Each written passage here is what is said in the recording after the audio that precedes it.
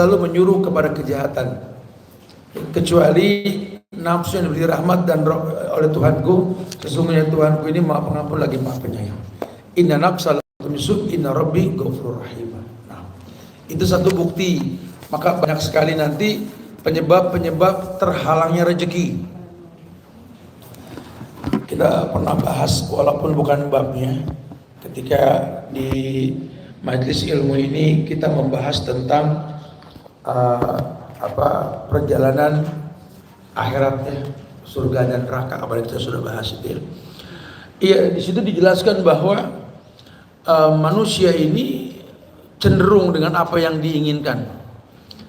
Makanya tak terasa kita terwarnai oleh keinginan yang akhirnya menjadi sesuatu yang Allah nggak suka. Inilah sebuah dosa.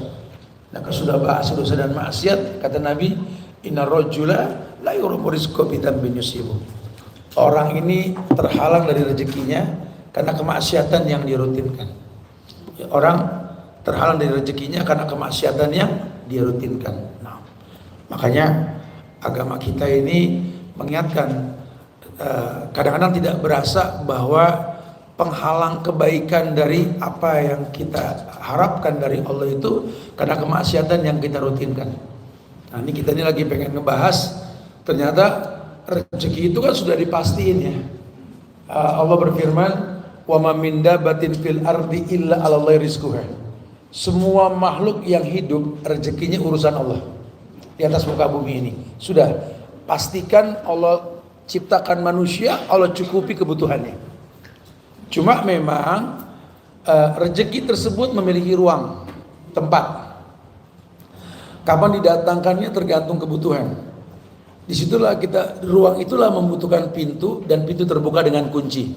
Maka bahasan kita kunci-kunci rezeki ini penting. Ya, sehingga kita akan tahu nanti. Karena gini Ustaz, kalau bicara sholat mah insya Allah saya orang yang nggak mungkin nggak sholat lah. Jangankan yang wajib, yang 5 waktu Ustaz, qobliyah ba'diyah pun saya jabanin Ustaz. Cakep. Apalagi yang namanya tahajud Ustaz, tiap malam saya tahajud. Karena saya punya asam urat, kaget-kaget dulu bangun. Ya macam-macam penyakit orang-orang 50 ke sana lah ya, 60 gitu ya. Tidur jam berapa juga mendusin malam dah, ada pasti dah, ada aja. Sehingga ya saya alhamdulillah Ustaz. Doa apa yang saya nggak baca Ustaz? Iya, Masya Allah. Cuma kayaknya Ustaz, kalau saya hitung-hitung Ustaz, doa banyak diminta, keturutan juga kagak Ustaz. Saya jadi bingung, yang saya nggak minta Allah kasih. Giliran yang saya minta Allah nggak kasih. Ini jadi bingung, gimana Ustaz? Oh berarti memang kita mesti belajar tentang kunci rezeki ini. Ya, supaya rezeki datang gimana caranya? Nah ini buku panduan kita berikutnya di kajian Aisyah ini, buku tentang kajian kunci-kunci rezeki. Ini ada buku aslinya, cuma diterjemahkan sudah. Syekh Majdi Muhammad Asy-Syahawi pernah mengarang buku tentang kunci-kunci rezeki ini.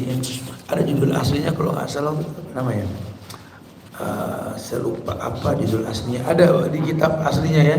Cuma memang sudah ditulis tentang rezeki, kunci-kunci rezeki ini insyaallah ya. Taib, di kunci yang pertama. Ternyata Allah jadikan sebagai pintu rezeki berbentuk kunci yang pertama, yaitu taubat dan istighfar. Keumuman dalil Nabi mengatakan inna rajula tadi la yuhramu rizqa bi dzambin yusibuh. Orang terhalang dari rezekinya karena kemaksiatan yang dia rutinkan. Ya, jadi bukan Allah nggak kasih, karena nggak ada kezaliman dalam takdir.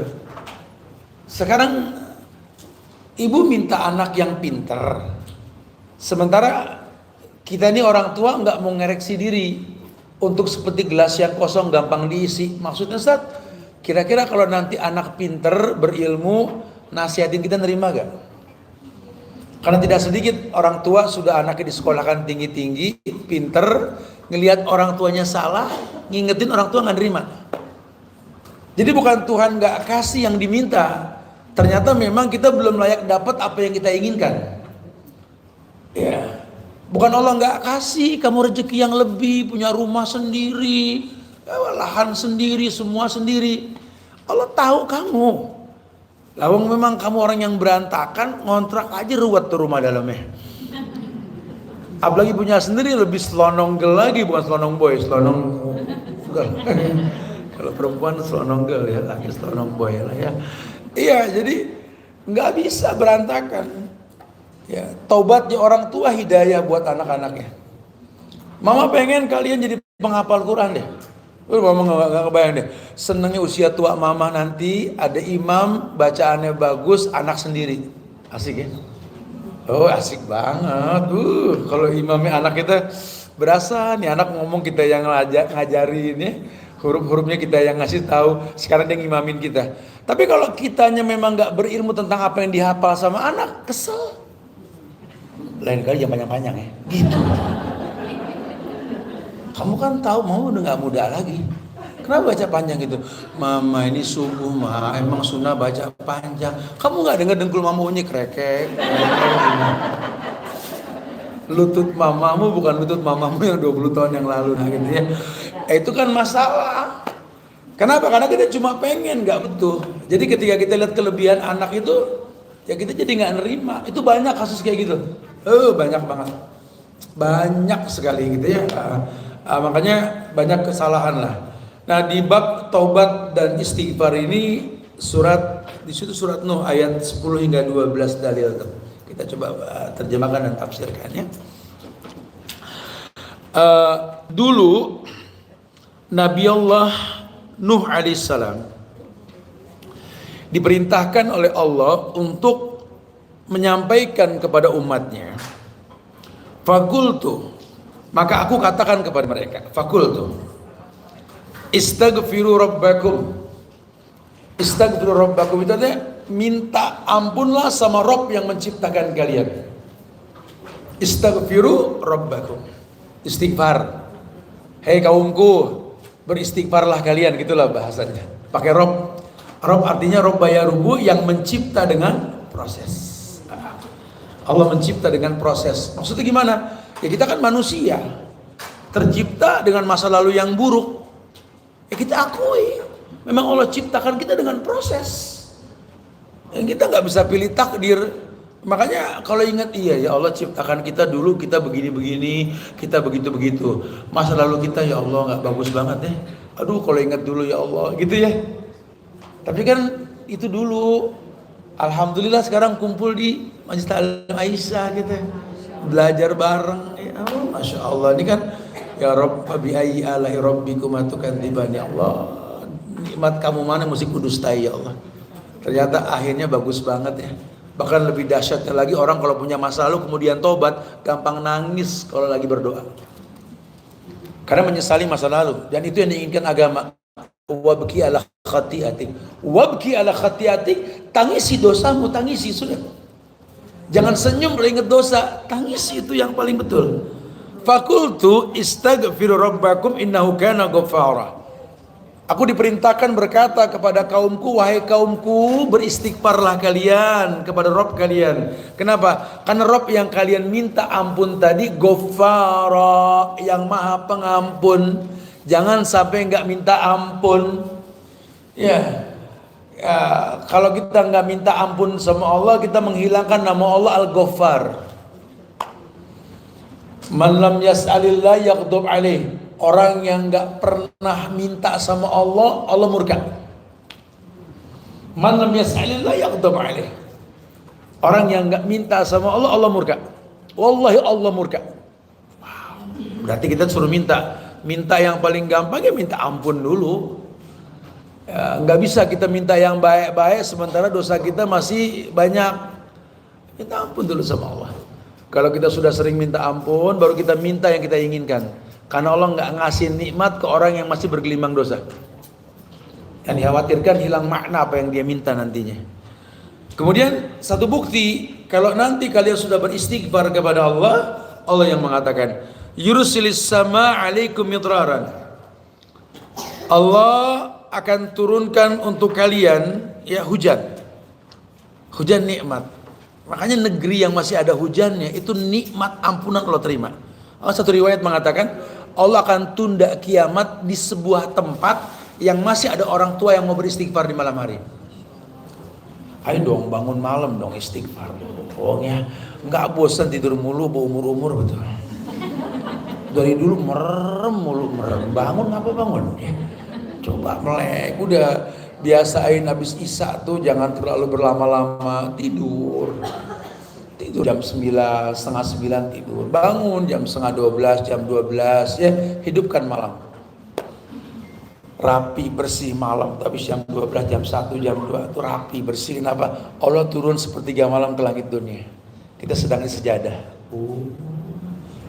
Kata Allah, yang meminta sesuatu pastikan ku beri, yang minta perlindungan pasti kulindungi. Allahu Akbar. Setiap malam. Dan itu da'bus sholihin, kebiasaan orang soleh. Orang soleh itu nggak ada yang bablas malam. Ya nggak ada yang keblok tuh nggak ada. Ilah kecuali kalau memang ada urgensi ya, dia terpaksa mesti sedikit lembur atau apalah yang kita nggak tahu. Baru tuh berfungsi beker untuk kita tuh. Kalau sudah tidur cepet mah nggak perlu beker, bohong kalau nggak melek. Ya, maksimal kan 8 jam anak muda. Kalau kita mah 6 jam gue udah bentok kali. Udah keblok. Saya sampai sekarang udah berapa tahun, 10 tahun 4 jam maksimal tidur sehari. Banyak gak ada masalah. Bangun malam, baca buku 2 jam, 3 jam, karena saya masih ngewajibin diri tiap hari 4 jam belajar, harus gimana caranya gitu ya, dengan kesibukan yang ada. Kalau secara teori berat, tapi kalau dijalanin enteng. Sambil baca, sambil nikmat, kita bikin konten lah, inilah, itulah ya. Ala bisa karena biasa. Kita ini makhluk yang beradaptasi. Jadi kalau dibiasakan akan mudah insya Allah. Kayak anak-anak lah. Susah banget bangun pagi karena nggak dibiasain. Coba kita terapin ke anak-anak kita, tegesan dikit. Ya, jajan sekolah ambilnya habis sholat subuh berjamaah di masjid. Ya Allah mak, nggak ada ya Allah. Lakuin sudah. Mau jajan lu bangun. Nggak bangun nggak jajan. Mungkin kesel ya, seminggu pertama kesel lah. Kesenannya terbiasa dan senang banget Bu kalau lihat ke masjid tuh sholat subuh berjamaah, ada anak kita di antara jamaah terus. Ya Allah, alhamdulillah enak demi Allah. Itu butuh kebiasaan. Allah bisa karena biasa. Apalagi kita yang udah bukan anak-anak bisa dibiasakan lah insya Allah ya. Kecuali kalau memang kita sudah lelah, capek, pulang sapar kayak kemarin kan dari Surabaya sampai Bogor kan kita 9 hari muter 25 kota di Jawa ya. Lelah, capek ya, emosi beker lah. Ya, insya Allah kalau kita tidur takut kebablasan ya kita butuh. Kalau nggak mah enggak. Lagi gimana kita mau tidur sih, orang ada info Tuhan turun sepertiga malam ke langit dunia. Tuhan nggak tanggung-tanggung. Kalau lurah mau datang aja persiapan kita 2 jam sebelum dia datang. Ini Allah mau datang, masa kita nggak grogi sih? Kebayang loh. Di situ dulu zaman sahabat orang mengatakan Ali sami'na sawta Uhud min sadrik. Ali Khalifah Ali. Kita ngedengar ada gemuruh Uhud dalam dadamu. Selalu kalau mau azan dikumandangkan kamu sami'na sawta Uhud. Kami dengar suara Uhud dalam dadamu. Gunung Uhud di Madinah itu. Kata Ali, bagaimana dada ini nggak bergemuruh? Sementara Tuhan yang menciptakanku akan memanggilku sebentar lagi. Hayyalah sholat, kan dipanggil. Yuk kita sholat. Hayyalal falah, yuk kita sukses. Grogi asal mau sholat dikasih sukses. Siapa yang nggak grogi? Untuk 10 pendatang pertama diberikan hadiah. Siapa yang nggak grogi? Gue dapat itu. Harusnya seperti itu. Cuma karena kita nggak ngerti hubungan kita sama Allah ya berat. Intinya sudah. Yang pertama turun hujan. Dan ternyata kalau hujan sudah nggak turun kita kurang istighfar. Dan ini informasi. Kalau bisa tinggal di tempat yang hujannya sering. Makanya saya pindah ke Bogor. Karena ada dalilnya, kata Rasul, hujan turun itu mustajab doa. Ya kan ada dalilnya kan. Nah kita kalau hujan turun jangan begitu. Allahumma shayban nafi'an ya Allah. Hujan bawa manfaat ya Allah. Buru-buru tuh pegal sama suami, hablana min azwajina wa dzurriyyatina. Pegal sama anak, rabbi habli minas shalihin. Pegal sama masalah, Allahumma sahil umurna ya Allah gitulah. timingnya tepat hujan turun, mustajab doa. Minta yang perlu kita minta. Karena la yaruddul qada ila du'a. Karena nggak ada yang bisa merubah takdir kecuali doa. Ayo berdoa. Jangan menggerutu. Pengen anak soleh ya jangan cuma diomelin, ya didoain. Pengen punya suami yang soleh ya bukan cuma diambekin, doain. Jujur berapa lama nggak doain suami? Males banget tuh kan. Ya gimana mau berubah kalau nggak didoain? Doain dia ogah banget kan. Masalah kita di situ tuh. Jadi akhirnya hidupnya berat. Ayo dong, perubahan datang dengan doa. Ya sebenarnya ya nggak cuma pasangan, nggak cuma anak, siapapun yang bikin pegel kita, doain. Anggota DPR bikin pegel, betul? Pemimpin kita bikin pegel gitu ya. Semua kita anggap bikin pegel. Nggak bisa cuma digerutuin di sosmed, nggak ngerubah, doain. Udah berapa lama pada nggak doain presiden? Nggak pernah. Gimana mau berubah? Yang ada meme-nya disebar-sebar, betul? Hujatan, cacian, makian nggak mendatangkan perubahan. Ya. Minta ampun sama Allah, ya Allah ampunkan aku, ampunkan keluargaku, ampunkan para pemimpin di negeri ini ya Allah, berikanlah mereka hidayah ya Allah, letakkan rasa malu di hati mereka ya Allah, jelaskan. Nanti Allah robah insya Allah. Yang pertama, kalau kamu sudah minta ampun, Allah akan buktikan. Yursilis sama alaikum midraran. Ya. Ini tadi tripodnya ketinggalan soalnya, syukuran banget.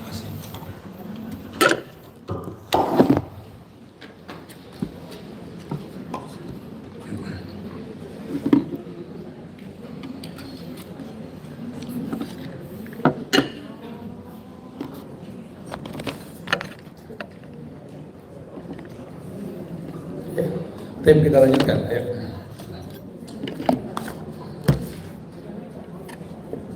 Ayat itu mengatakan yursilis sama alaikum midraran.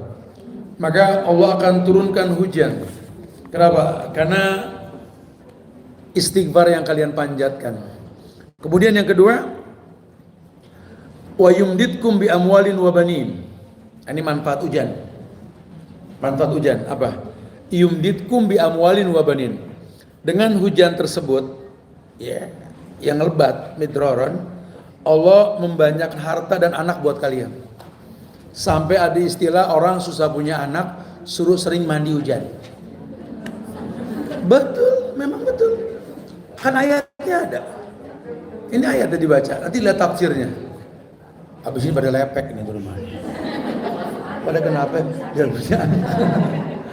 Ya, dan memang dalil, itu dalil ya. Kan ada ruqyah dengan air hujan, googling aja kalau nggak percaya ya nanti.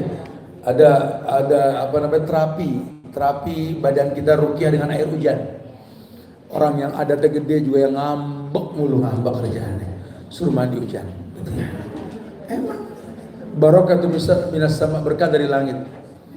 Ya Allah turunkan berkah. Orang kalau takut hujan, saya baru tahu suka ada orang gila di depan toko, diusir nggak bisa. Gampang, saya baru paham sama orang yang bijak. Orang gila takut air. Cepretin air pasti kabur. Karena orang gila memang badannya setan, jin. Dan jin takut air. Maka yang malas mandi setan semua. Emang Bu. Coba sering mandi. Ada ini Bu. Anak-anak kita juga sama. Ini dalilnya kalau lagi dibahas dalilnya. Emang dalilnya ada. Ya. Allah turunkan hujan, Allah berikan manfaat hujan. Mana hujan? Yang pertama, yumditkum bi amwalin wa banin. Kalau pertanian kita tahu lah ya, dengan hujan tumbuhan numbuh, nggak perlu nyirem. Makanya zakat pertanian dengan air hujan itu 10%. Karena sedikit permodalan.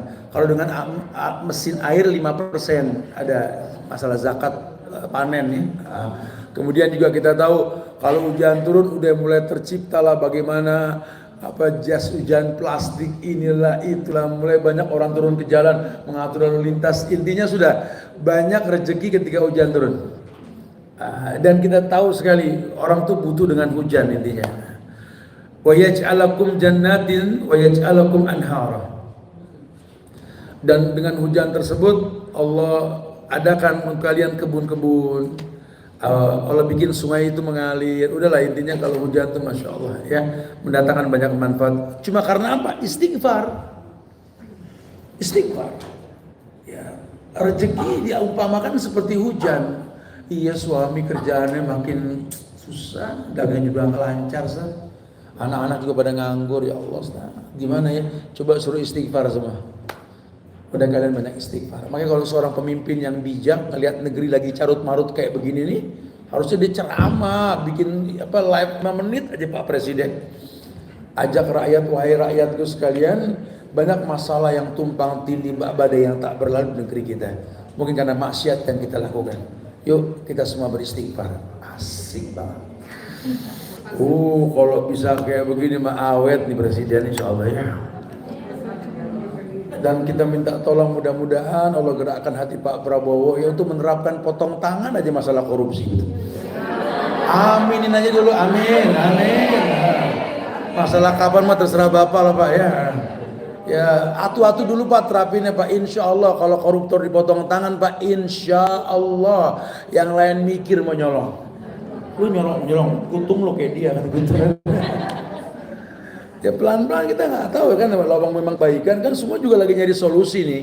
Gimana menghilangkan keburukan di negeri kita kan? Ya solusinya fakiru ilallah, balik ke Allah.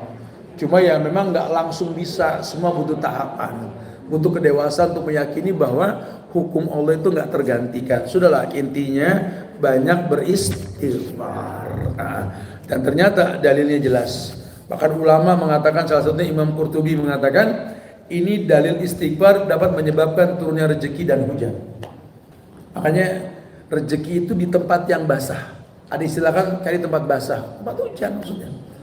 Karena dulu memang betul-betul hujan mendatangkan manfaat. Dan kenapa Mekah itu nyaris kosong? Karena nggak ada air. Adanya Ismail itu menghentakkan kaki ke bumi, keluar air Zam-Zam. Nggak ada kehidupan tanpa air. Kita bisa bicara ini bahan bakar tuh mahal, ya.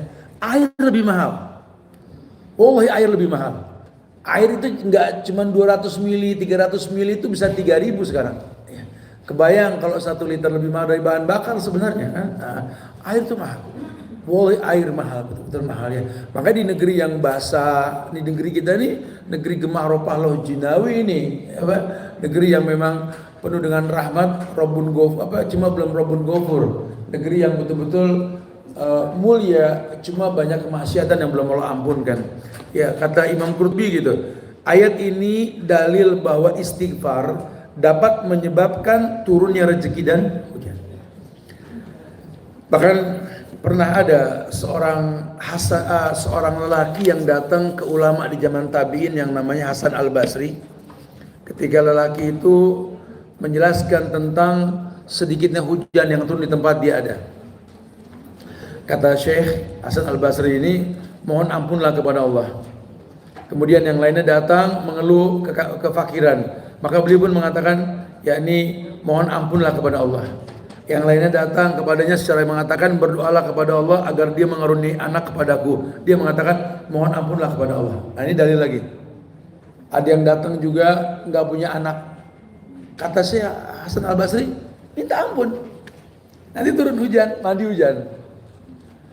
Ya, sesimpel itu agama. Kenapa? Karena buat Allah nggak ada yang nggak mungkin. Allah tinggal bilang, innama amruhu idza arada syai'an ayaqula lahu kun. Ya, Nabi Allah Yahya, istrinya tua, dia tua, udah nggak mungkin punya anak. Ya, kalau buat Allah mah nggak ada yang nggak mungkin. Itu buktinya punya.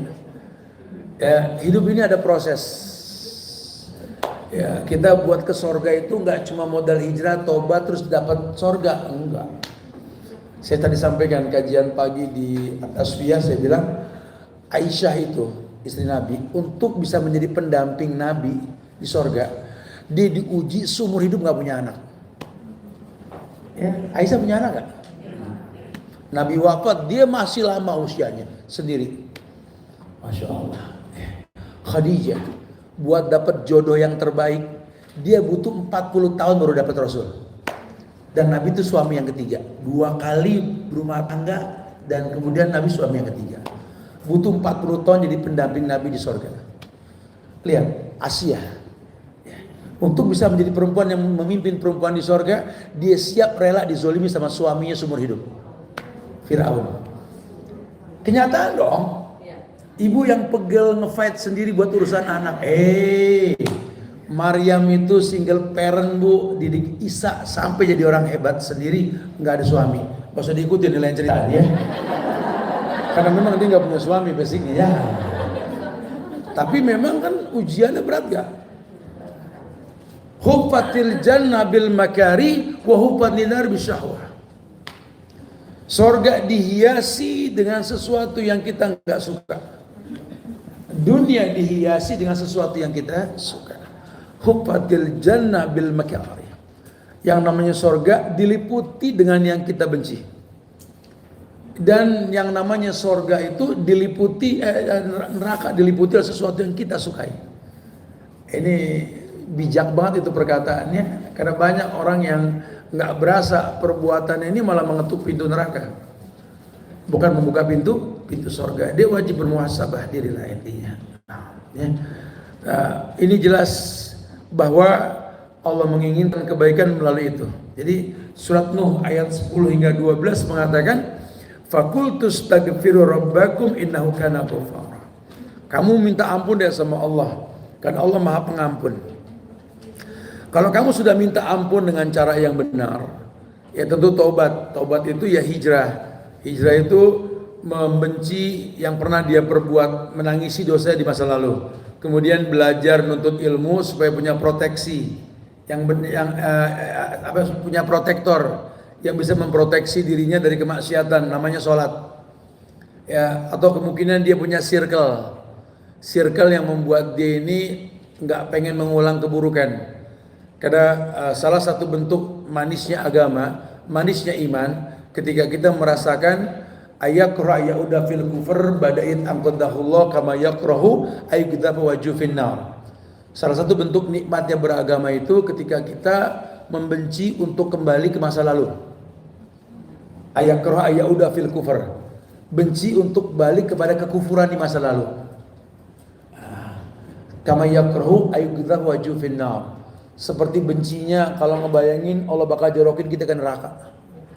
Aduh, ada nggak kebayang deh. Tapi saya yakin Allah Maha Pengasih, makanya nggak apa-apa lah gimana ke depan terserah Allah. Tapi yang pasti hari ini saya bisa beristighfar, hari ini saya astagfirullahaladzim. Terserah ke depan terserah Allah, wa ma tadri nafsun ma taksibu ghadan. Toh tidak ada satu jiwa pun yang tahu besok apa yang terjadi.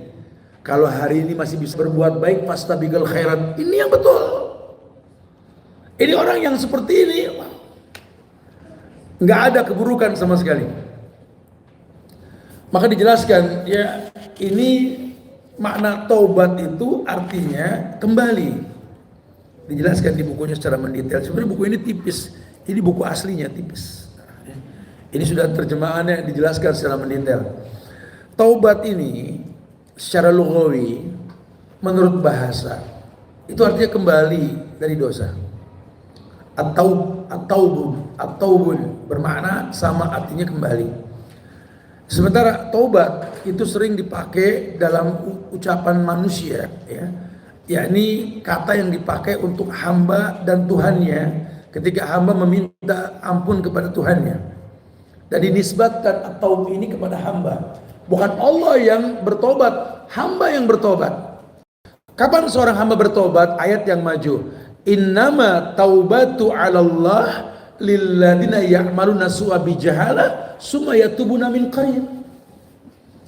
Taubat yang diterima sama Allah itu taubat orang yang berbuat dosa karena kemaksiatan yang dia nggak tahu. Setelah dia tahu, dia mohon ampun sama Allah. Ini tubtu ilaik ya Allah. Tapi kalau dia sudah bertobat, jangan beranggapan nggak punya dosa lagi. Karena kita nggak maksum. Di situ nama Allah Al-Ghafur nanti. Jangan lelah untuk beristighfar. Minimal 70 sampai 100 kali dalam satu hari kita beristighfar. Ya, karena kita manusia. Alhamdulillah Ustaz, udah masuk 6 bulan ya aku nih istighfar, taubat. Udah 6 bulan ya aku nggak bikin dosa.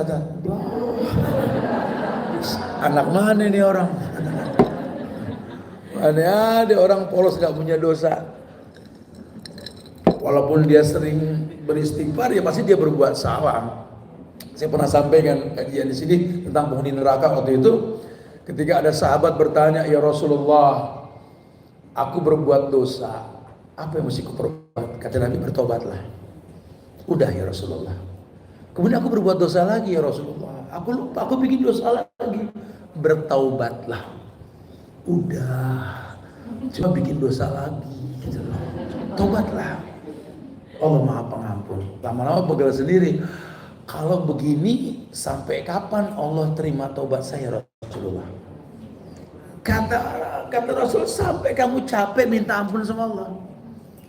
Allah nggak mungkin berpaling dari hambanya sampai hambanya yang berpaling dari Allah. Jadi kita ini berbuat baik terus pahalanya. Stop pahalanya kapan? Ketika kita stop berbuat baik.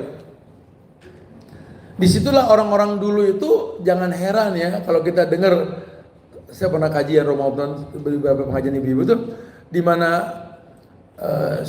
Abu Hanifah, temannya Imam Malik, itu setiap Ramadan dia menghatamkan minimal 70 kali hatam Quran. Imam Syafi'i tiap 3 hari sekali hatam Quran. Dan orang-orang soleh, itu kapan ngajinya Ustaz?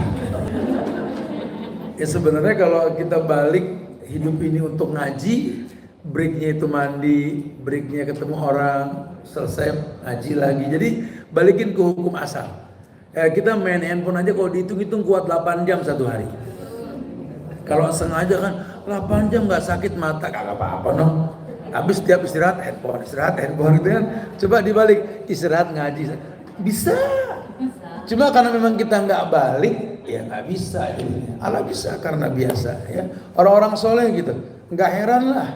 Ya kalau dengar anak-anak perempuan, saya ada yayasan sekolah mahat perempuan kan, buat mereka hatam Quran 3 hari sekali, seminggu sekali itu biasa. Kalau kita seminggu sekali hatam, iya mending ada mengaji, kalau dua nggak naik-naik susah. Kalau kita biasa, ya memang mulutnya kan terus Quran bergemi ya bukan berarti terus sempurna, enggak. Dia tetap manusia, tetap berbuat salah. Cuma kan tumpukan pahala karena bacaan itu kan besar sekali maknanya buat kita insyaallah ya. Taib, jelas ya. Nah, taubat secara syariah ini artinya berbeda pendapat ulama. Kata Ibnu Jarir At-Tabari, taubat itu artinya taubat hamba kepada Tuhannya ialah kembali kepada ketaatan kepadanya atau kembali kepada keriduannya dengan meninggalkan apa yang dimurkai oleh Allah berupa perkara yang telah ia lakukan sebelumnya yang tidak disukai oleh Tuhannya. Jadi gini, terjemahan saya agak susah bacanya. Jadi di mana taubat hamba itu ketika dia mengembalikan dirinya kepada ketaatan yang sudah dia tinggalkan. Contoh, dia sudah rajin sholat, mendadak dia jadi malas. Nah, taubat itu ketika dia mengembalikan supaya rajin lagi dirinya. Tadinya dia diridhoi sama Allah karena ridho orang tuanya, laki-laki, atau perempuan ridhonya suami, karena suami pengganti orang tua ya. Ternyata memang nggak tahu gimana sama orang tuanya jauh. Nah, dia taubat untuk balik, orang tua ridhoin dia lagi. Begitu pula istri ke suami. Ya dia bermuhasabah diri. Ya Allah, udah terlalu lama nih orang tua nggak kangen sama saya, nggak senang sama saya nih. Sementara dulu kok dia seneng banget ketemu saya. Nah, begitu pula pasangan istri ke suami tadi, udah terlalu lama nih ya Allah, kayaknya kok hambar banget nih hubungannya.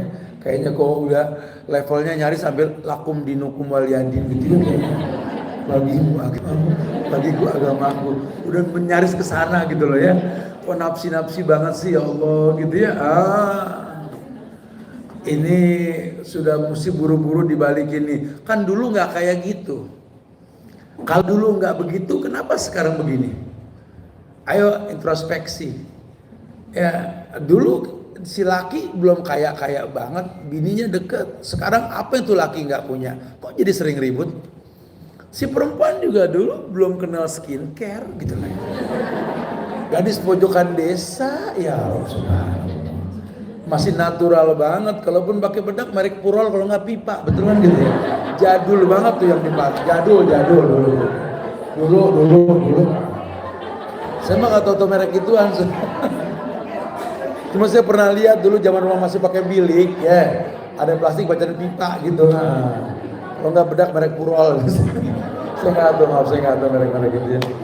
Udahlah. Sekarang merek apa yang dia nggak punya? Semuanya dia punya. Ya Allah, zaman makan sepiring berdua akur banget, Masya Allah. Sekarang piring apa yang dia nggak punya? Kok main sambit-sambitan piring gitu? Kan kalau gitu introspeksi ya. Apa yang salah ya? Karena kan kalau boleh jujur, si laki bilang gantengan aku sekarang ketimbang aku yang dulu. Si bini bilang cantikan aku sekarang ketimbang aku yang dulu. Jujur loh. Dulu dia nggak putih, sekarang putih walaupun tangannya hitam gitu ya. Maksudnya berubah gitu ya. Tapi kenapa si laki kok jadi nggak demen sama dia? Ada yang salah nih. Ya siapa yang salah ya nggak tahu. Tapi kenyataannya begitu. Oh, kok jadi nggak punya inner beauty ya? Nggak punya magnetik dalam dirinya. Orang nggak tertarik. Ada yang salah. Itu introspeksi namanya. Kayak kita ngomong sama anak. Kalau kita ngomong anak matanya ke handphone. Kita mau banting tuh handphone, nggak mendidik. Kita mau benci tuh handphone, nggak mendidik.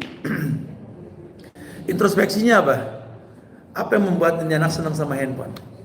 Ngelihat handphone tuh ngelihat macam hal. Tapi ngelihat mamanya ngelihat satu hal, pasti ngomel gitu. Ya, ini introspeksi. Oh, berarti ada sesuatu yang salah. Bukan aku tuh bukan gak mau ngelihat mama, gak ada ide ngelihat mama gitu.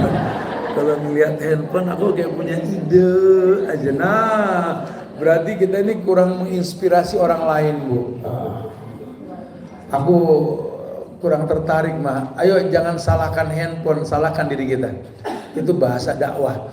Asli nafsa yasluh lakan nas. Kritisi dirimu, orang lain terkritisi. Bijak ya? Harus kayak gitu. Itu tobat yang dimaksud. Nah, kata Imam Al-Qurtubi ketika beliau menggabungkan sebagian besar syarat tobat, ya, walaupun nggak seluruhnya, ia menambahkan perkara penting, yaitu tobat yang dilakukan karena Allah, karena malu kepada Allah, bukan karena mengkhawatirkan kedudukan atau kemaslahatan. Jadi gini, orang soleh itu kalau dia bertobat kepada Allah, orang soleh itu kalau dia bertobat kepada Allah, wallahi bukan karena dia tuh punya misi lain dari Allah yang dia inginkan, tapi dia punya malu. Malulah, masih muda kok, kaki masih sehat, nggak mau nemuin orang tua. Malulah, masih seger kok, nggak bisa bangun tahajud. Ya malulah, rezeki cukup, harta cukup, kok nggak mau umroh, nggak mau haji. Dia timbulkan itu. Kenapa ngomongnya malu, Ustaz? Karena al-haya minal iman. Malu bagian dari iman. Laulah haya laisa lahul iman. Karena dia nggak punya malu, dia nggak punya iman. Laulah haya wa laisa lahul iman. Kalau dia nggak malu, dia nggak punya iman. Ulama tuh begitu. Menerjemahkan taubat itu ketika dia punya rasa malu sama Allah. Dia nggak pernah mengkhawatirkan kedudukan atau kemaslahatan. Dia orang yang yakin dia ini turunan direktur, pasti punya leadership dalam dirinya gitu. Leadershipnya apa? Jiwa memimpin karena punya nasab pemimpin. Nah, dia nggak khawatir. Anak raja masih jadi raja. Lot of ringnya jelas lah. Bakal ke siapa nih cincin jatuh gitu ya. Cuma yang dia khawatirkan, kalau nanti aku punya posisi, aku nggak bermanfaat buat orang yang di bawahku, malu aku. Kayak kita nuntut ilmu, dulu saat belajar, guru-guru kita ngingetin, jangan cuma sekedar hafal Quran dan hafal hadis. Timbulkan malu. Kalau kamu sudah hafal keduanya, bermanfaat gak kamu buat manusia? Karena dalam dunia pendidikan itu, ya kalau perlu, ya fastabiqul khairat, nggak murid, nggak guru, duluan datang, tergantung waktu yang ditentukan. Jangan diidentikan kalau guru ditunggu, walaupun ada murid menunggu guru. Kalau memungkinkan gurunya yang datang duluan. nggak ada masalah, fastabiqul khairat. Ya walaupun memang imam ditunggu makmum, cuma kalau imam datang duluan bagus dong. Kan sok paling depan paling mulia. Kita mau membangun masjid, mau membangun sesuatu yang bermanfaat. Jangan terus ide dijual. Ini yang begini namanya Markus. Apa Markus? Makelar kasus. Kasus yang dibuat orang yang diajak pusing. Ya, kita aja mulai dulu. Nanti juga orang lihat, kamu seru banget ngapain sih? Lagi bikin masjid ini. Ya Allah, nggak ada pengen ngasih kabar. Ayo aja nimbrung. Tapi saya nggak pengen nyusahin orang juga. Kadang kan beresiko bangun nanti kalau nggak rame nggak ini, kesian orang sudah nitipkan dana di sini. Ya saya pikir kalau memang bagus, ayo nimbrung. Jadi dia nggak pernah berpikir untuk mengambil keuntungan dari orang. Tapi yang dia pikirkan bagaimana menginspirasi orang untuk mengikuti apa yang dia perbuat. Itu namanya jariah. Namanya jariah.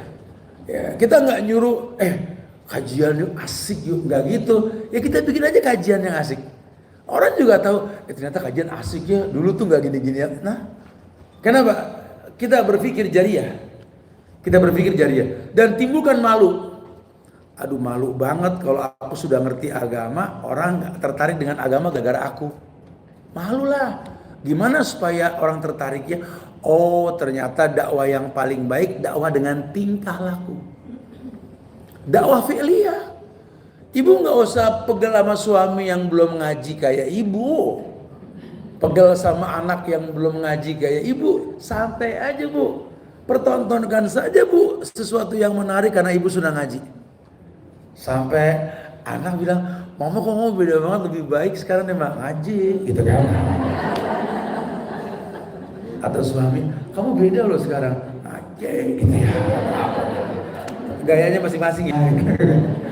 Tapi ya memang terasa sekali bekas ibadahnya tuh terasa. Nah kan orang kalau sudah ngelihat kebaikan dari bekas ibadah kita, masa dia nggak tertarik sih?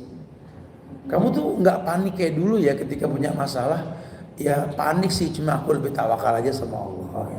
Keseringan ngelihat kita tenang juga orang iri. Ya udah pengen banget kayak kamu tenang. Ya ayo kita pelan-pelan belajar lah. Ngaji itu bukan menghilangkan ujian, bahkan makin banyak ujiannya gitu ya. Tapi kita lebih bijak menghadapi ujian dengan ilmu yang kita dapat dari pengajian ya. Kita bisa berhusnuzon kepada Allah. Dan ternyata prasangka baik itulah keberhasilan yang kita miliki. Hidup bukan masalah gagal atau sukses, berhasil atau tidak, kaya atau miskin, sakit atau sembuh, bukan. Tapi bisa gak bersyukur, bisa gak bersabar. Kalau lagi diuntungkan dengan ujian, bersyukurlah. Kalau ujian gak berpihak, sulit, kita rasa bersabarlah. Allah coba lihat poin itu. Oh mungkin tahun ini Allah uji saya supaya saya jadi orang yang bersabar. Terlalu lama saya jauh dari Tuhan, gak apa-apa, nikmatin aja. Karena gak ada ujian yang menzolimi kita.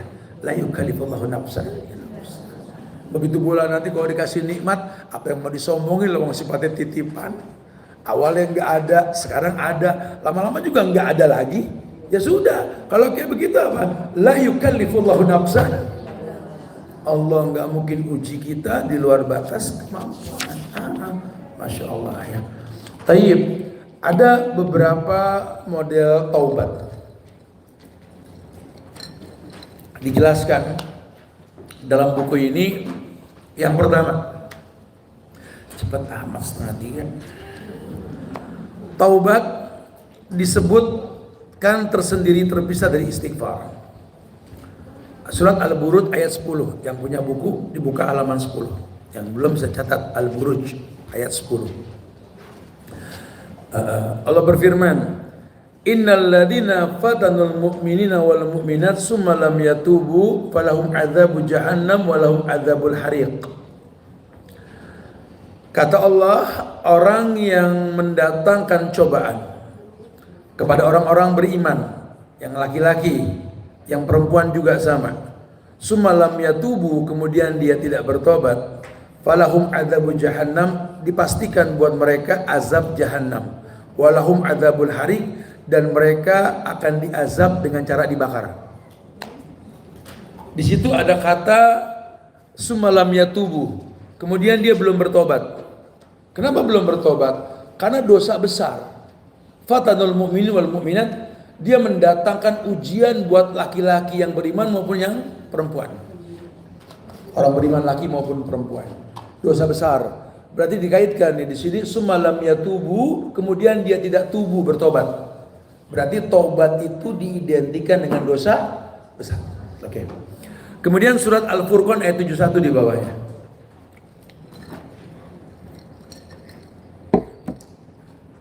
Allah berfirman, "Wa man taba wa 'amila sholihan fa innahu la yatubu ila Allahi mataban." Hampir mirip. Orang yang bertobat dan mengerjakan amal soleh, maka sesungguhnya dia bertobat kepada Allah dengan tobat yang sebenar-benarnya. Ini dosa besar lagi, karena diulang dengan tobat yang sebenar-benarnya. Berarti ada tobat yang nggak sebenar-benarnya, yang ringan. Oke. Kemudian yang ketiga, Al-Maidah ayat 39. Faman taba min ba'di zulmihi wa aslaha fa innallaha yatubu alaih. Maka barang siapa bertobat di antara pencuri-pencuri itu, berarti mencuri itu dosa besar. Sesudah melakukan kejahatan dan memperbaiki diri, maka sesungguhnya Allah menerima tobatnya. Berarti mencuri itu dosa besar. Lagi-lagi disuruh bertobat.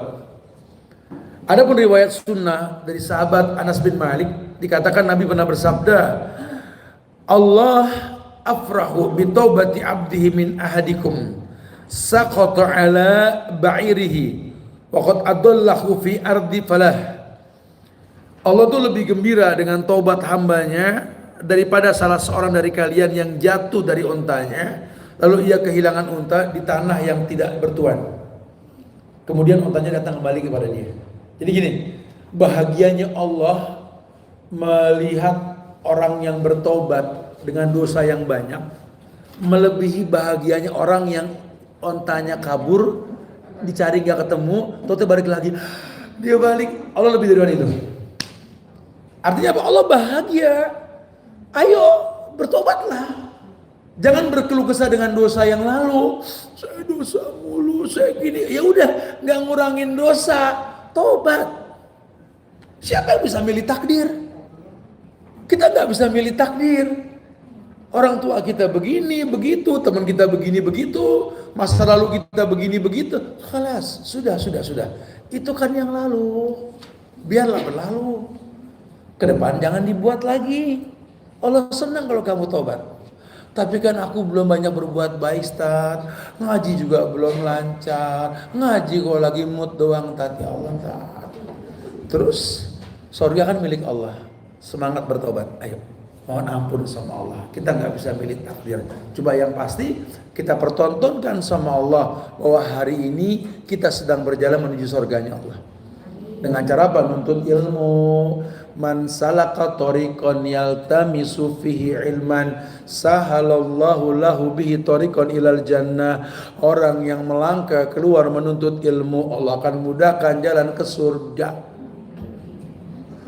Kita sedang jalan ke surga nih, menuntut ilmu nih. Makanya kalau jalan ke surga sambil merem mungkin nggak? Bagaimana ke surga? Ke surga kita lagi macam-macam juga. Ingat, saya tuh kalau saya nyemangatin diri gitu, ingat guru-guru kita ngomong tuh, ingat Tuhan. Kalau lagi malas belajar, ingat kamu tuh lagi ke surga. Terus malas-malasan apa? Iya. Sama dengan berdoa, yang semangat. Jangan kamu tuh lagi minta, kamu ke bos kamu kalau lagi kerja di sebuah perusahaan, boleh gak? Bos, bantu saya dong, kan gitu. Dan yang rapi, karena bos bisa bantu saya gak? Ya, karena saya gini-gini. Allah lebih. Kenapa sama Allah kita malas-malesan? Quran itu surat cintanya Allah. Kita pernah cinta sama seseorang, baca suratnya mesem-mesem sendiri, betul? Ini surat cinta Allah lebih dari orang gitu loh. Karena kita gimana sih kita baca surat cinta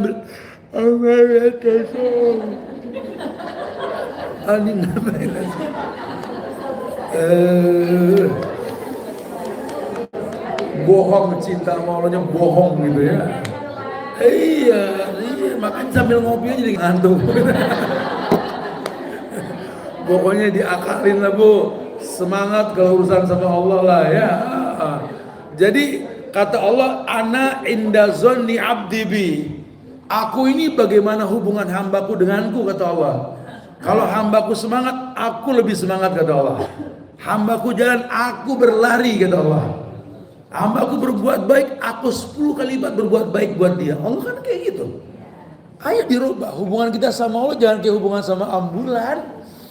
Kalau butuh doang nanya nomor teleponnya, ada ambulan nggak gitu. Habis make ditinggal tuh ambulannya.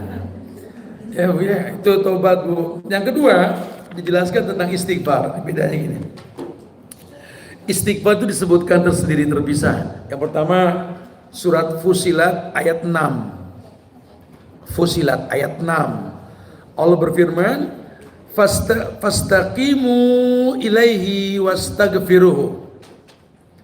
Fastaqimu, maka tetaplah pada jalan yang lurus kepadanya, ilaihi wastaghfiruhu, dan mohon ampun kepada Tuhan kalian. Jadi kalau obat itu kan belum istiqomah. Kalau istighfar itu orang yang istiqomah lupa. Paham nih? Taubat itu dilakukan sebelum kita beribadah. Tapi kalau istighfar biasanya sudah ibadah kita istighfar. Habis sholat, innaka hamidum mazid. Bagus gak? Assalamualaikum. Assalamualaikum. Itu apa? Nah itu maksudnya. Astagfirullah. Jadi justru kalau istighfar itu dibaca habis ibadah. Menandakan apa? Kita mengakui kalau ibadah kita ini ada kurangnya dengan istighfar. Tapi kalau taubat, ayat ini menjelaskan identik dengan dosa besar. Dimana setelah dia bertobat, dia beramal soleh. Habis beramal soleh, dia beristighfar. Beda ya? Beda. Istighfar makanya diidentikan dengan dosa kecil. Ya dosa-dosa kecil istighfar lah. Ya, disitulah Nabi tidak pernah tidak beristighfar dalam satu hari. Minimal 70 sampai 100 kali. Ingat nggak inget dosa, astagfirullah aja dah. Kayak kita di jalan ya, kita nggak tahu, mungkin kadang-kadang kita ngebut bandret air kena orang malah astagfirullah, kita nggak tahu kan. Ya namanya di jalan kalau nggak nabrak kayak ditabrak, nggak ada lagi yang ya udah, pokoknya udah istighfar, astagfirullah. Dan ternyata memang istighfar inilah yang memudahkan jalan kita ke depan. Ya, jadi kita kalau lagi kena macet, astagfirullah, la ilaha illa anta, subhanaka inni kuntu minadz zalimin. Rabbana zalamna anfusana, terus jangan kurang ajar, sadar. Makin macet total nanti itu ya. Karena halangan-halangannya karena maksiatnya itulah ya. Tayyib. Kemudian surat Al-Anfal ayat 33. Allah berfirman, "Wa ma kana Allahu liyu'adzibahum wa anta fihim. Wa ma kana Allahu mu'adzibahum wa hum yastaghfirun." Ada ayat yang mengatakan, dan Allah sekali-kali enggak akan mengazab mereka sedang kamu berada di antara mereka. Dan tidaklah Allah akan mengazab mereka sedang mereka minta ampun. Maksudnya gimana Ustaz? Kan kalau udah ada Rasul, udah pada bertobat dari masa jahiliyah. Berarti dia sudah Islam, cuma belum sempurna keislamannya. Baru bicara istighfar, artinya dia orang yang sudah tahu Islam, cuma dia belum maksimal gitu ya. Begitu pula dikatakan, dan tidaklah Allah akan mengazab mereka sedang mereka meminta ampun. Ini pun dalil. Enggak mungkin azab Allah turun ke orang yang beristighfar, enggak mungkin. Maka dibilang di awal tadi, Allah tunda kiamat selama masih ada orang tua yang bangun malam beristighfar. Baik kiamat diterjemahkan kiamat kubro maupun kiamat kecil dalam rumah tangga. Ini udah mau hancur rumah tangga nih. Suami begini, istri begitu, anak begono. Di rumah tangga mau pecah temberang nih. Buru-buru sadar yang udah ngaji. Tahajud, istighfar. Allah tunda kehancuran rumah tangga tersebut. Karena kita nggak pengen pecah, betul?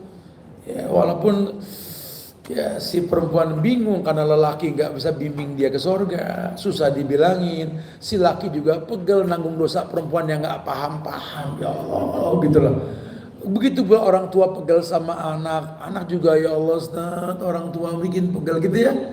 Ya intinya masing-masing punya kurang lebih lah. Ya cuman ya ini sih kalau nggak buru-buru di istighfarnya pecah temberang nih urusan ini ya. Dan memang resikonya pecah temberang karena si pemimpin sudah nggak ngerti jalur rumah tangga mau kemana, awaknya pun ini anggota rumah tangga sudah nggak respect sama pemimpin, orang tua sudah nggak nganggep anak, anak sudah nggak bakti sama orang tua, kapal oleng kapten, betul ya? Iyalah, rumah tangga kalau udah gitu udah gak asik. Emang enak. Saya didatengin sama suami istri ini, datang kemarin. Cerita sudah 3 tahun berantem mulu Ustadz ya. Si istri bilang, habis saya ngeliat kenyataan gini semua. Abang ngimpinya gini cerita nih. Saya udah gak kuat. Si suami bilang, ya Allah Ustadz, semuanya gak bener Ustadz yang diomongin. Ini gimana sih duduan cuma ajar-ajaran? Atau gini deh, bisa ngasih bukti gak? Ya gak ada bukti, kan itu feeling gitu ya. Ya udah, intinya nih kuat amat 3 tahun berantem mulu, saya bilang begitu. Ya kalau memang kamu udah pegal, kamu nggak yakin dia bakal bisa bimbing kamu ke sorga, ya udah dinasihatin nggak berubah juga, kamu juga udah nggak kuat, ambil keputusan, coba talak 1. Enak gak tuh 3 bulan nggak senggol-senggolan? Coba enak gak tuh? Karena haram keluar rumah kalau talak 1 itu, biar di rumah dulu, kecuali KDART. Lain babnya ya, darul mafasid muqaddam ala jalbil masalih, mencegah yang buruk dikedepankan lebih daripada kebaikannya. Asal dikeluar karena kalau nggak disakiti gitu ya. Tapi kalau nggak ada masalah, kita dewasa. Kayaknya hubungan kita sudah nggak kondusif nih. Anak udah nonton yang nggak baik. Aku nggak bisa hormat, kamu nggak bisa bimbing aku. Dan nggak baik, nggak ada anak lahir dari rahim seorang ibu yang kurang ajar sama suaminya. Begitu pula sebaliknya. Kita udah nggak bagus nih. Kayak Asma dengan Zubair itu. Hari tuanya dia pisah, tapi pisah yang bijak. Akhirnya apa? Anak-anaknya semua jadi orang tetap mati syahid 4-4 penghuni surga. Kenapa? Karena perceraian nggak memprovokasi dua belah pihak. Di kita kan nggak, perceraian menimbulkan kebencian. Akhirnya anak kalau main ke mamanya, papanya enggak loh. Kamu mau kemana? Ke mama. Hati-hati nenek lampir. Kata mamanya, kamu mau pulang ke papa kamu? Jangan tiru kezoliman dia. Ya, jangan begitu. Kalian ada bekas suami istri, tapi nggak ada bekas anak, nggak ada bekas orang tua. Yang bijak lah. Kalau memang rasa kalian sudah hilang, jangan hilangkan hubungan dengan anak-anak kalian. Mudah-mudahan perpisahan mendewasakan mereka. Itu bijak. Ya, kalau nggak bakal bisa begitu, pertahankan mendingan udah. Pandai-pandai bersandiwara sama anak udah. Yang penting jangan ribut depan anak. Itu susah kan? Akhirnya ngebatin, sampai lupa ngaji. Lupa zikir, umur habis cuma urusan kayak begituan, ngapain? Sayang, masa kita sebentar, ya Allah bu gak lama lagi bu, sabar bu, sebentar lagi. Malaikat maut datengin kita, sebentar lagi. Kita ini sedang berjalan, berlari, goes sepeda, motor mobil, ke batas kehidupan kita. Kulun nafsin, ya yang masih bisa berbakti sama orang tua. Perempuan yang masih bisa berbakti sama suami, berbakti sama suami. Anak orang tua anak gitu. Kenapa? Karena hubungan kita nggak lama lagi. Ya, kebayang kalau akhirnya buruk itu, rugilah kita di akhirat nanti ya. Masya Allah. Taib. Ada ajaran tentang Sayyidul Istighfar. Ada macam-macam ya. Allahumma anta rabbi la ilaha illa anta khalaqtani wa ana abduka wa ana ala ahdika wa ahdika mastata'tu. A'udzubika min syarri ma sana'tu abu laka bi ni'matika alayya wa dambi faghfirli fa innahu la yaghfiru dzunuba illa anta. Terusnya kata Nabi, wa man qala minan nahar muqinan biha famata min yaumi qabla ayyumsiya fa huwa min ahlil jannah. Orang yang baca pagi, ketika baca dia meninggal sebelum sore ya, Allah pastikan surga dia untuk dia. Begitu pula kebalikannya, kelanjutannya. Kalau dia baca pada zikir sore, dan dia sebelum pagi dan dia meninggal surga pastinya. Saya itu istighfar. Ya, dan udah pada apa semua kan? Baca jangan sampai nggak dibaca. Tayyib, masya Allah. Bahkan bicara istighfar juga dikatakan, tadi sudah saya sampaikan di awal, yang zilu Rabbuna tabaraka wa ta'ala kulla lailatin ila samai dunya hina yabqa sulusul lail al-akhir yaqulu may yad'uni fa astajiba lahu man yas'aluni fa utiyahu man yastaghfiruni fa aghfir lahu. Nah, Allah turun setiap malam sepertiga malam ke langit dunia. Allah berkata, siapa yang berdoa kepadaku pastikan kukabulkan doanya. Siapa yang memohon kepadaku pasti akan aku berikan permintaannya. Dan siapa yang memohon ampun kepadaku pasti aku mengampuni dosa-dosanya. Tiap malam. Ini da'bu solihin. Orang-orang dulu itu dengar dalil ini, mereka nggak ada yang bablas tidur. Mendingan bela-belain abis Isya tuh udah tidur udah. Orang dulu tuh redupin lampu. Ingat gak sih masa-masa lalu? Ya tahun-tahun 70-an 80-an zaman-zaman kita digedein dulu ya. Itu nggak ada malam lampu terang tuh nggak ada. Ada sih beberapa daerah nih, saya kemarin pakai motor tuh ya, jalan malam apa di beberapa kota, 25 kota kemarin. Masih ada yang desa tuh kalau di jam 8 jam 9 redup begitu tuh gelap ya. Masyarakat tidur dan pagi mereka hidup. Kita di kota enggak, justru orang banyak aktivitas ketika malam. Wisata kuliner, tontonan, ini itu, Masya Allah. Akhirnya orang semua melek malam. Ya TV full kegiatannya, sekarang TV nggak laku, handphone banyak kegiatan. Aduh.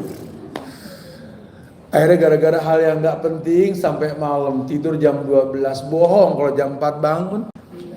Nggak bakal bablas, mendus ini pas komat. Aduh urusan bangun tidur kan mau buang air kecil, buang hajat, belum ada repot deh. Akhirnya masbuk yang ada gara-gara tontonannya nggak penting. Seberapa sulitnya kita talak itu semua, tinggalkan sudah. Ya, nanti kalau kita mau lihat itu ada waktunya, kita boleh lihat konten yang lucu yang ini ya. Tapi ya nggak perlu merusak waktu tidur kita. Wa ja'alna lailan libasan, kujadikan malam untuk istirahat. Tidur malam itu pahala. Wa ja'alna naharan ma'asan, kujadikan siang itu untuk kerja. Kalau dibalik haram hukumnya. La samrah kata Nabi, tidak ada begadang malam, berarti begadang haram hukumnya. Illa lil musafir wal musalli, kecuali yang sedang safar atau yang mau sholat. Tapi yang diperbolehkan wa minal laili. Kalau begadang diterjemahkan wa minal laili boleh. Apa tuh? Tidur dulu, bangun sebagian malam, silakan. Karena stay up itu kan nggak tidur full. Samroh namanya, itu haram hukumnya. Jadi kalau sudah berbuat yang haram, nggak ada kebaikan buat orang yang suka begadang. Karena begadang memang nggak ada manfaatnya, tidak ada sama sekali. Nggak mendatangkan manfaat. Udah pasti kurus, kurang darah, organ tubuh nggak istirahat, ginjal rusak. Akhirnya umur belum seberapa yang diomongin merek obat melulu. Saya survei kok itu banyak orang tua yang usia 80 lebih 90 suka tanya-tanya, saya kebiasaannya apa kalau malam tidur. Rata-rata orang yang tidur malamnya cukup sehat badannya, karena organ tubuhnya istirahat. Coba deh. Cobain sepekan aja full kita tidur pada Isya, lain rasanya nanti insya Allah ya. Bangun setiap pagi ya, jadi fresh badan kita insya Allah.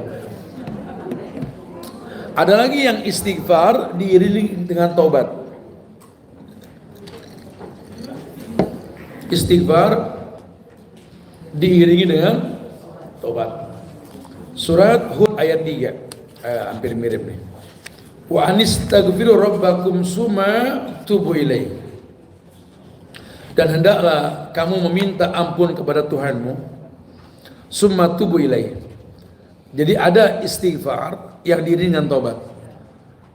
Orang berbuat dosa besar, sadar, astagfirullah, ya Allah ini nggak boleh nih. Dia sholat taubat, ada. Kalau diidentikan istighfar dengan taubat, kalau tadi kan taubat pertama memang dia berbuat dosa besar, dia bertobat, kemudian dia berbuat baik. Kemudian yang kedua memang dia orang yang berbuat baik tapi ada perbuatan salah, dia beristighfar. Kalau sekarang yang ketiga ini istighfar diiringi dengan taubat. Orang mencuri dengan azan, astagfirullah, kok nyolong, astagfirullah. Ya ada lah, banyak gak? Banyak. Saya tahu banyak. Jadi ada nggak apa-apa. Istighfar dulu, kemudian dia nggak mau mengulang. Diperbolehkan.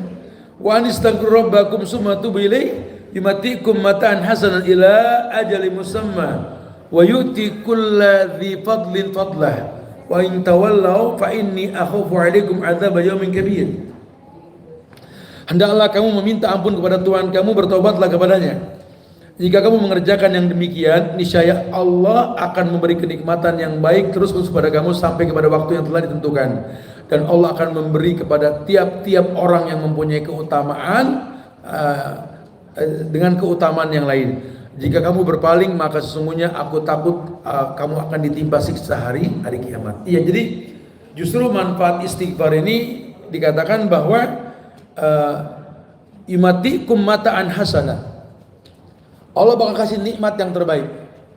Kita ini kok hidup mandek, kering banget, rezeki susah, tinggal di mana aja nggak nyaman. Coba tobat, istighfar, tobat, beda rasanya. Ya, kita pengen sesuatu yang baik, ya dengan cara bertobat. Rezeki kurang lancar, dagangan kurang laku, ya. Harapan yang baik kok tertunda semua, Allah udah istighfar kemudian tobat. Abu Hurairah mengatakan, Nabi pernah bersabda begini, wallahi inil astaghfirullah wa atubu ilaihi fil yaumi aktsara min 70 marrah. Disampaikan tadi. Nabi bersumpah demi Allah, aku itu tidak kurang beristighfar minimal 70 kali dalam satu hari. Ya, tidak mengurangi, Allah tidak mengurangi. Abdullah bin Umar mengatakan pernah dihitung untuk Rasul dalam satu majlis sebanyak 100 kali sebelum bangkit. Sahabat itu sudah ngitungin istighfarnya Rasul. Terus kata Abdullah bin Umar, Rabbighfirli wa tub alayya innaka antat tawwabur rahim. Tuh kalau saya dengerin Nabi dari tadi mengulang-ulang kata diem ngucap 100 kali dia baca itu. Nabi yang dipastikan surga. Ya, seberapa susahnya kita bilang Rabbighfirli wa tub alayya innaka antat tawwabur rahim. Rabbighfirli wa tub alayya innaka antat tawwabur rahim. Seperti itu. Diemnya kalau ngobrol, habis ngobrol istighfar lagi, gitu loh, nggak berasa. Ya, nggak perlu dihitung berapa sebenarnya, illa kecuali disebutkan tadi 70, 100, sisanya silakan. Oh kalau saya 1001, 1002 nggak usah gitu, baca yang banyak udah. Oh banyak-banyakan istighfar sih ya. Yang penting kan kualitas istighfarnya ya. Kalau istighfar sudah berkualitas, Allah berikan yang terbaik, insya Allah ya. Taib. Harus dibagi dua nih, nggak mungkin bab istighfar ya, karena asar sementara kita nggak bisa berdialog lagi nanti ya. Tapi intinya memang bahasan istighfar ini luas, karena sebagai mukadimah bahasan kunci rezeki yang paling utama kita pengen bahas istighfar. Nanti akan datang kita akan detailkan lagi tentang syarat dan rukunnya. Ya tapi bayangannya gitu ya. Ternyata memang ini asik nih kita ngomong istighfar ya, 2 kali pertemuan lah. Yang lain sih pendek-pendek, ini dulu yang panjang ini. Karena masih ada lebih dari 15 halaman lagi insyaallah ya. Ayo sambil nunggu azan dikumandangkan, karena beberapa menit lagi nanti dikumandangkan.